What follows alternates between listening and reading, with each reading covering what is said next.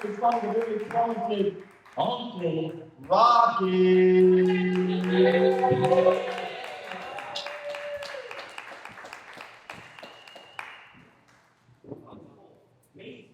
Oh, yeah, we got all this shit back there. I am not prehistoric. I'm old, but not prehistoric. So I really thought this whole aging thing would take longer. It didn't sneak up on me, but it just beat the shit out of me for 40 years. So I go to the doctor because I'm in a lot of pain. My hands are stiff, my knees are stiff.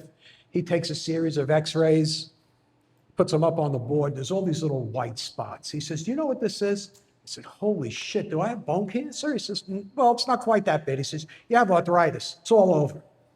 I said, well, what are we going to do? He said, I'll give you something, to take care of the inflammation and some of the pain. But, you got to remember, you got arthritis everywhere. Arthritis makes everything stiff. Not everything. You're getting old when your balls are longer than a CVS receipt. When I was a kid, we used to like getting fucked up. We'd roll joints, we'd listen to Led Zeppelin, we'd drink a few beers. It was great, you get that buzz, and I've been trying to recapture that for years. Finally, I figured it out. If I want to get that feeling now, I just stand up real quick, and I let my blood pressure take over. There's 4 rules to aging. You never pass up a bathroom. You never waste an erection. You never trust a fart, and you never, ever, ever get on the floor without a plan to get back up. You could probably say I got a few tattoos.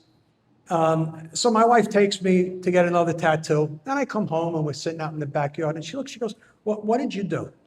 I said, what? She goes, that new tattoo. She said, why would you do that?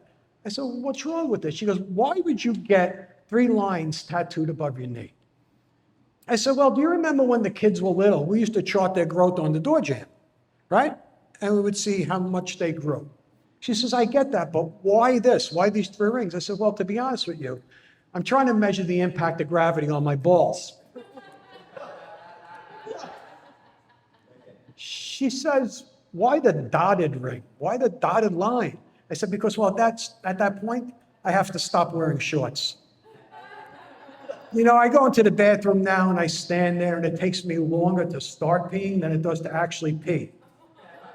And when I do, it's sort of like this series of urinary dots and dashes, like Morse code. I'm starting to get responses from ships at sea. So I've been married now for 41 years. We just celebrated thank you. Yeah, 41 years.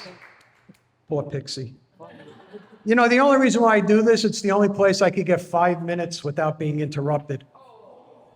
But when we were getting married, we decided that we would do traditional vows. And, I know young people now, they all write their own vows, and it's very romantic, but we decided to go with the traditional vows. Man, am I glad I did. I really nailed her on that whole sickness and health thing.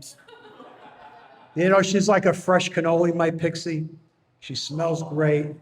She tastes delicious.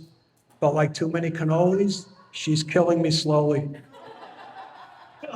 We were away with cousins, and we were talking, and I'm getting on in years. We were talking about when would I go? And I said I always pray that I go first. In fact, I tell her all the time, I hope I go first. And she goes, yeah, that sounds about right. So my cousin says, what if she goes first? I said, if she went first, I would immediately pass away. I said, it would be a short period of time. He goes, you would be brokenhearted? Pixie jumps in and says, brokenhearted? He couldn't get out of the fucking recliner to feed himself. That's why he would die. You're married a long time, and I don't know if there's any other married people here. You guys seem like you might be a couple. Yeah, have you ever tried to win an argument? You can't. It's adorable that you try, but you just can't. You run out of oxygen before you can actually make your points. And of course, at the end of that, I always apologize because, frankly, I like living indoors. There's a few stages to a marriage. The first is that newlywed stage. You're going at it all the time. You're screwing like bunnies. You wear out a mattress the first year. It's the best. Then there's that happy stage. You know, you still have sex regularly and the sex is good, but what do you get? What are you doing to mommy? I hear her screaming. She's yelling Yahtzee. We want to play too. Let us in. The third stage is amused. You're feeling very amorous. You run to the bedroom. You rip your clothes off. You just look at each other and crack up because gravity's a bitch.